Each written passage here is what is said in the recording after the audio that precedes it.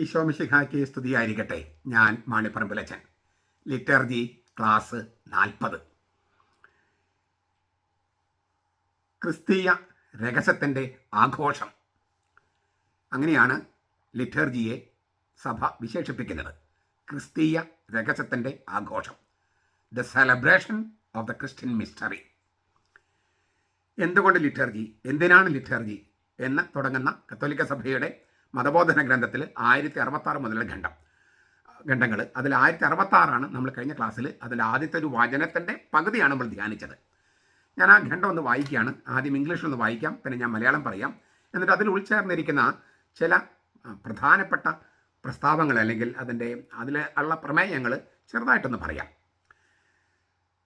In the symbol of faith the church confesses the mystery of the Holy Trinity and the plan of God's good pleasure for all creation. The Father accomplishes the mystery of His will by giving His beloved Son and His Holy Spirit for the salvation of the world and for the glory of His name. Ephesians 1:9. Such is the mystery of Christ, revealed and fulfilled in history according to the wisely ordered plan that St. Paul calls the plan of the mystery, Ephesians 3:9 and 3:4. And the patristic tradition will call the economy of the word incarnate or the economy of salvation. പിയോസിൽ നിന്ന് ഇതിൻ്റെ ഒരു മലയാള പരിഭാഷ, കത്തോലിക്ക സഭയുടെ മതബോധനം പരിഭാഷ ഇറക്കിയിട്ടുണ്ടല്ലോ, അത് ഞാനൊന്ന് വായിക്കാം. വിശ്വാസ പ്രമാണത്തിൽ പരിശുദ്ധ തൃത്വത്തിൻ്റെ രഹസ്യത്തെയും സർവ്വസൃഷ്ടികളെയും സംബന്ധിച്ചുള്ള അവിടുത്തെ സംപ്രീതിയുടെ പദ്ധതിയുടെ രഹസ്യത്തെയും സഭ ഏറ്റുപറയുന്നു. ലോകത്തിൻ്റെ രക്ഷയ്ക്കും തൻ്റെ നാമത്തിൻ്റെ മഹത്വത്തിനും വേണ്ടി തൻ്റെ പ്രിയപുത്രനെയും തൻ്റെ പരിശുദ്ധാത്മാവിന് നൽകിക്കൊണ്ട് പിതാവ് തൻ്റെ ഹിതത്തിൻ്റെ രഹസ്യം നിറവേറ്റുന്നു. വിജ്ഞാനത്തികവിൽ ക്രമീകരിക്കപ്പെട്ട പദ്ധതി അനുസരിച്ച് വെളിവാക്കപ്പെടുകയും ചരിത്രത്തിൽ നിവൃത്തിയാക്കപ്പെടുകയും ചെയ്ത ക്രിസ്തുവിന്റെ രഹസ്യത്തെ വിശുദ്ധ പൗലോസ് രഹസ്യത്തിന്റെ പദ്ധതി എന്നും സഭാപിതാക്കന്മാരുടെ പാരമ്പര്യം അവതരിച്ച വചനത്തിന്റെ പദ്ധതി അഥവാ രക്ഷാപദ്ധതി എന്നും വിളിക്കുന്നു.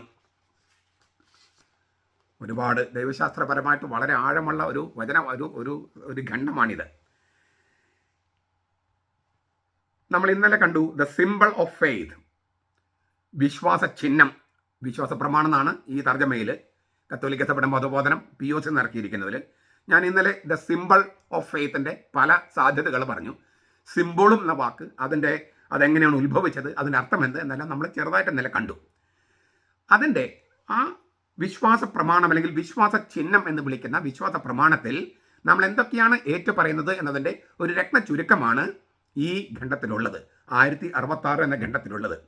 ക്രിസ്തീയ രഹസ്യത്തിൻ്റെ ആഘോഷം ലിറ്റർജി എന്ന് പറയുമ്പോൾ അവിടെ നമ്മൾ ആദ്യം ഓർക്കേണ്ടത് ക്രിസ്തീയ രഹസ്യം എന്ന് പറഞ്ഞാൽ ക്രിസ്തീയ വിശ്വാസം.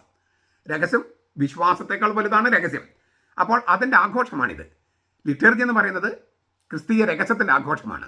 ക്രിസ്തീയ രഹസ്യം എന്തെന്ന് അറിഞ്ഞാലേ അതിൻ്റെ ആഘോഷം മനസ്സിലാകൂ. ക്രിസ്തീയ രഹസ്യത്തിൻ്റെ ഒരു പ്രാരംഭമാണ് ഈ ഖണ്ഡത്തിൽ കാണുന്നത്. ഞാനത് 6 കാര്യങ്ങളായിട്ട് ഞാനത് നിങ്ങളുടെ മുമ്പിൽ അവതരിപ്പിക്കുകയാണ്. ഒന്ന്, ഈ ക്രിസ്തീയ രഹസ്യം എന്ന് പറയുന്നത് ഒന്ന് പരിശുദ്ധ തൃത്വത്തിൻ്റെ രഹസ്യമാണ്. പരിശുദ്ധ തൃത്വത്തിൻ്റെ രഹസ്യം നിങ്ങൾക്കറിയാം എന്തുമാത്രം വലിയ രഹസ്യമാണ് ഈ പരിശുദ്ധ തൃത്വം എന്നത്. അത് നമുക്ക് ഒറ്റയടിക്ക് ഇങ്ങനെ പറഞ്ഞാൽ മനസ്സിലാക്കാൻ പറ്റുമോ? താല്പര്യമുള്ളവർക്ക് 5-6 വീഡിയോ ആയിട്ട് ഞാൻ പരിശുദ്ധ തൃത്വം എങ്ങനെ മനസ്സിലാക്കാമെന്ന് എൻ്റെ വീഡിയോസിൽ പറഞ്ഞിട്ടുണ്ട്. പരിശുദ്ധ തൃത്വത്തിൻ്റെ രഹസ്യം, അതാണ് ക്രിസ്തീയ രഹസ്യത്തിൻ്റെ ഒന്നാമത്തെ കാര്യം. 2, സകല സൃഷ്ടികളെയും സംബന്ധിച്ച് ദൈവത്തിന് പ്രസാദമുള്ള പദ്ധതി, അതാണ് രണ്ടാമത്തെ കാര്യം. സകല സൃഷ്ടികളെയും സംബന്ധിച്ച്, മനുഷ്യരെക്കുറിച്ച് മാത്രമല്ല, സംബന്ധിച്ച് ദൈവത്തിന് പ്രീതികരമായ, ദൈവത്തിന് പ്രസാദമുള്ള അല്ലെങ്കിൽ ദൈവത്തിൻ്റെ മനസ്സിൽ തോന്നിയ ഏറ്റവും പ്രസാദാത്മകമായ പദ്ധതി, അത് രണ്ടാമത്തെ കാര്യം. 3, തൻ്റെ ഹിതത്തിൻ്റെ ഈ രഹസ്യം ദൈവം നിവൃത്തിയാക്കുന്നത് തൻ്റെ പ്രിയപുത്രനെയും പരിശുദ്ധ റൂഹായും അയച്ചുകൊണ്ടാണ്. തൻ്റെ പ്രിയപുത്രനെ ഭൂമിയിലേക്ക് അയച്ചു, തൻ്റെ പരിശുദ്ധാത്മൻ നമ്മിലേക്ക് അയച്ചു. അങ്ങനെയാണ് തൻ്റെ ഹിതത്തിൻ്റെ ഈ രഹസ്യം ദൈവം നിവൃത്തിയാക്കുന്നത്. 4, അത് സർവ്വലോകത്തിൻ്റെ രക്ഷയ്ക്ക് വേണ്ടിയും തൻ്റെ നാമം തേജസ്സോടെ നിൽക്കുന്നതിന് വേണ്ടിയുമാണ്. എഫെസ്യസ് ലേഖനം 1:9 ഈ കാര്യങ്ങൾ പറഞ്ഞിരിക്കുന്നത്.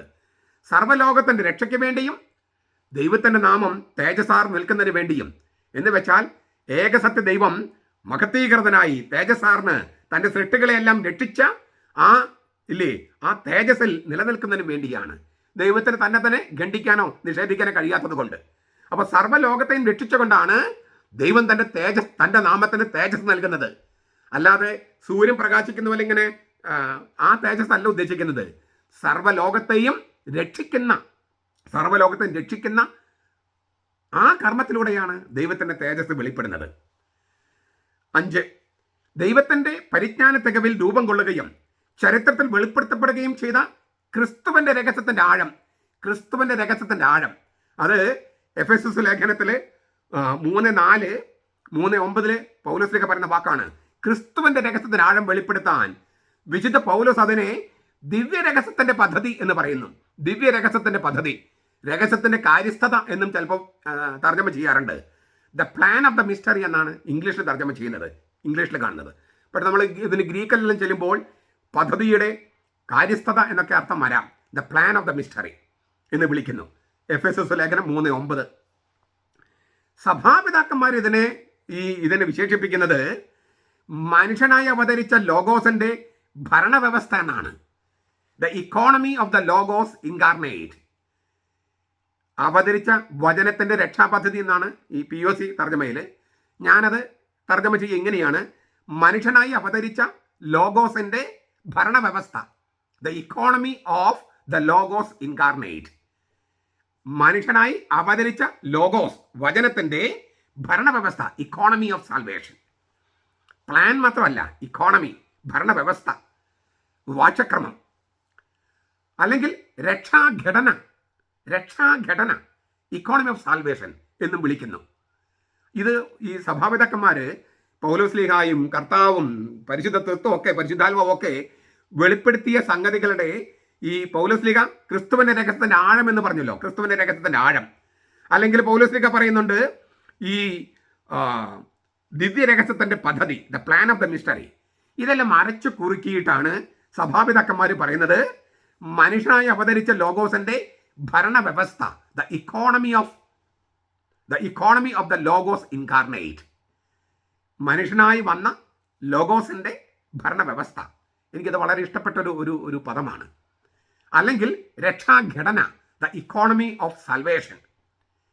ഈ സഭാപിതാക്കന്മാരുടെ ഒരു ഗുണം എന്ന് പറയുന്നത് അവർ ഇതെല്ലാം ഹീബ്രും ഗ്രീക്കും ലത്തീനൊക്കെ നന്നായിട്ട് അരച്ചു കുറുക്കി പഠിച്ചിട്ടുള്ളവരാ. വാക്കുകളുടെ അർത്ഥം നമുക്ക് മനസ്സിലാക്കുന്നതിനേക്കാൾ നന്നായിട്ട് അവർക്ക് മനസ്സിലാകുമായിരുന്നു. അവർ ആ രഹസ്യം ജീവിക്കുകയും ഈ സഭയുടെ ആദ്യ ഘട്ടങ്ങളാണല്ലോ അത് ഇതിനെ സഭയെ മുഴുവൻ എതിർത്തുകൊണ്ടിരുന്ന, ക്രിസ്തുധർമ്മത്തെ എതിർത്തുകൊണ്ടിരുന്നവരുടെ മുമ്പിൽ അവതരിപ്പിക്കുകയും ചെയ്തവരാണ് ഈ സഭാപിതാക്കന്മാർ. അതുകൊണ്ട് തന്നെ അവർക്ക് അറിയാവുന്ന അത്രയും ആഴം നമുക്കറിയില്ല. അവരെ പഠിക്കുമ്പോഴാണ് ഈ രഹസ്യത്തിൻ്റെ ആഴത്തിലേക്ക് നമുക്ക് പ്രവേശിക്കാൻ കഴിയുക. അപ്പോൾ വിശ്വാസ ചിഹ്നം എന്ന് നമ്മൾ വിളിക്കുന്ന വിശ്വാസ പ്രമാണത്തിൽ നമ്മൾ എന്തൊക്കെയാണ് പ്രഘോഷിക്കുന്നതെന്നാണ് രത്നചുരുക്കമായിട്ട് ഈ 6 കാര്യങ്ങൾ ഈ ഖണ്ഡത്തിൽ അവതരിപ്പിച്ചിരിക്കുന്നത്.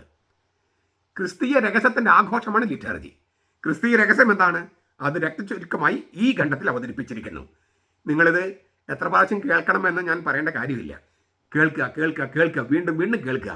അപ്പോൾ ഈ ക്രിസ്തുവിൻ്റെ രഹസ്യത്തിൻ്റെ ആഴം പൗലോസ് പറയാണ്, ഞാൻ ഈ പറയുന്ന കാര്യങ്ങൾ നിങ്ങൾ ഗ്രഹിക്കാൻ ശ്രമിച്ചാൽ ഞാൻ പറയാൻ ആഗ്രഹിക്കുന്ന ക്രിസ്തുവിൻ്റെ രഹസ്യത്തിൻ്റെ ആഴവും ഒരു പക്ഷേ നിങ്ങൾക്ക് ഗ്രഹിക്കാൻ പറ്റും. അങ്ങനെ ഗ്രഹിക്കാൻ പറ്റട്ടെ. നമ്മുടെ കർത്താവ് ഈശോ മിശിഹായുടെ കൃപയും പിതാവായ ദൈവത്തിൻ്റെ സ്നേഹവും പരിശുദ്ധാത്മാവിൻ്റെ സഹവാസവും നാം എല്ലാവരോടും കൂടി ഉണ്ടായിരിക്കട്ടെ, ഇപ്പോഴും എപ്പോഴും എന്നേക്കും. ആമേൻ.